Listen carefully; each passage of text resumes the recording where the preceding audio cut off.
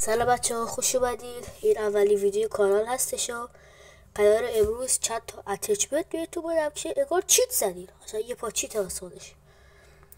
اولیش که واسه خودمون، یعنی همون یوزی عادی خودمونه که حالا نگاه کنید. میشه از اول شروع کنیم. اولیش بی پی 50 که یه اسکرین شات واسه خودتون بگیرید. گرفتین؟ اوکی. بی پی 50 حالا شاید یه گیم پلی هم بذارم، حالا شاید هم نذارم. فلک، حالا فلک خودش کلا این میلرزه، کلا خیلی لرزش داره لگد. اونم برای فلک بود. دی ال بچه بعد حتما تو پیشنهاد میکنم که این رو نزنید، فقط این رو بزنید، خیلی بهتره.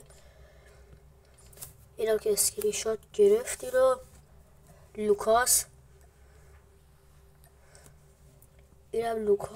بزنید. لوکاس هم خوبه، حالا شاید خودم استفاده کردم، مثلا گستو بزنم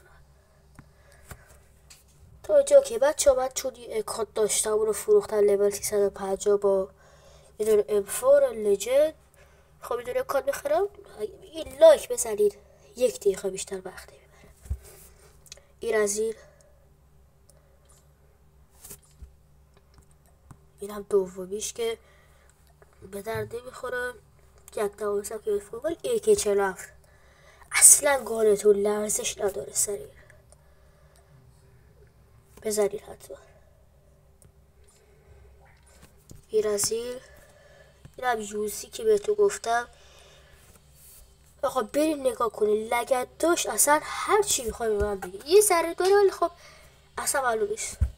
بعد اینجا FFIR 1 تندرا، اصل کاره بود، یعنی تندرا اصلا اولیه.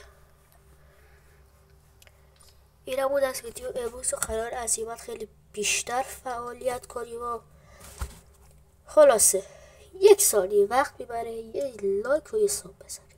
بزن خدایی. دم همه تو گرم. خداحافظ.